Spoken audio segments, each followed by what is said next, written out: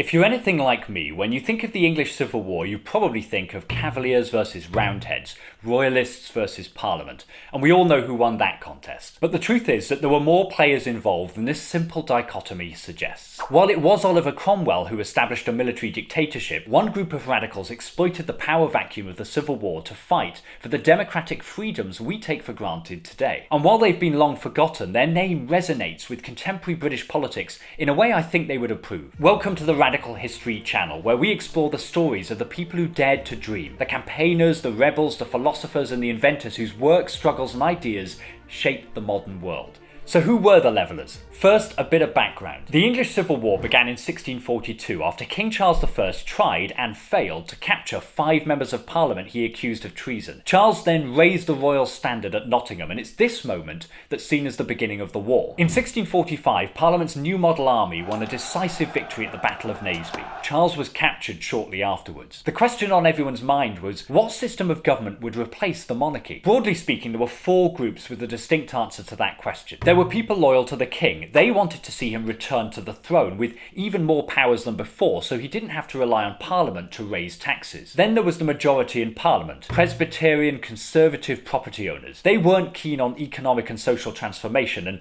believed in making a deal with the king to establish a constitutional monarchy. A third force was the independent army leadership, headed by Sir Thomas Fairfax and Oliver Cromwell, who wanted to abolish the monarchy and the House of Lords. They wanted to protect property and definitely didn't want ordinary people to get the vote. A fourth, forgotten force of dissenters, we might call them radicals, wanted a complete rethink of government with power distributed to ordinary people. They had support among rank and file soldiers of the new model army and in the towns and cities, especially London. The biggest grouping of these radicals came to be called the Levellers, who wore green ribbons and sprigs of rosemary to identify themselves. The Levellers first became a force in the campaign to free the Civil War hero Lieutenant Colonel John Lilburne from prison in 1645. While in prison, Lilburne wrote pamphlets containing inflammatory material such as, "Every particular and individual man and woman that ever breathed in the world are by nature all equal and alike in their power, dignity, authority and majesty, none of them having by nature any authority, dominion or magisterial power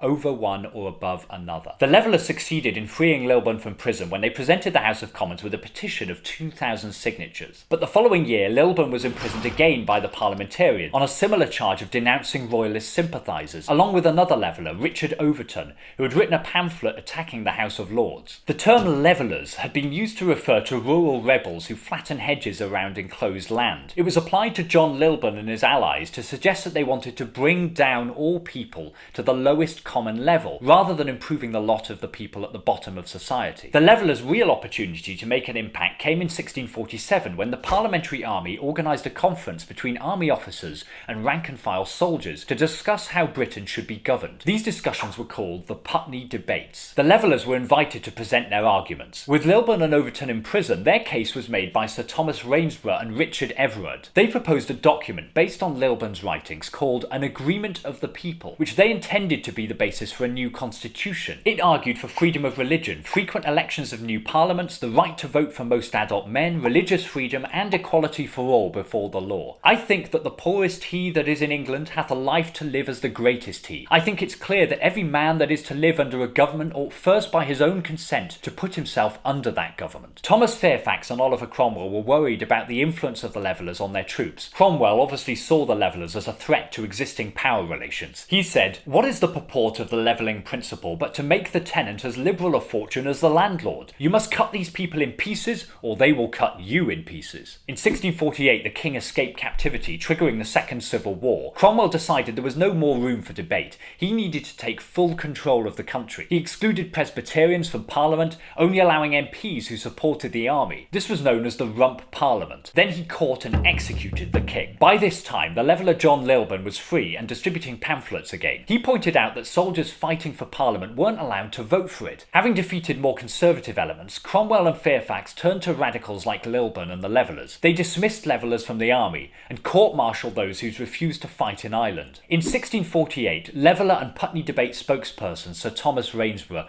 was killed by supporters of the king. This led to a large demonstration in London, and in January 1649 a new version of the manifesto Agreement of the People was presented by the Levellers to the House of Commons as a peace offering intended to bring the country together. After this, the army grandees banned petitions. In March 1649, 4 Leveller leaders encouraged the army to revolt against the leadership in a newspaper called The Moderate. They were imprisoned in the Tower of London. This triggered protests and petitions from Leveller supporters, including Britain's first ever all-women petition of 10,000 signatures organised by Elizabeth Lilburne and Mary Overton. MPs literally told the women to go home and wash the dishes, and said it was strange that women were presenting a petition. A group of Leveller sympathising soldiers known as the Banbury Mutineers heeded the call from the Moderate and rebelled, but were defeated by Cromwell's forces. Their leaders were imprisoned in Burford Church and shot on the 17th of May 1649. John Lilburne was sent to trial and charged with high treason in October 1649, but the jury found him not guilty, and the Levellers in the Tower of London were released. But the Levellers' campaign never recovered, and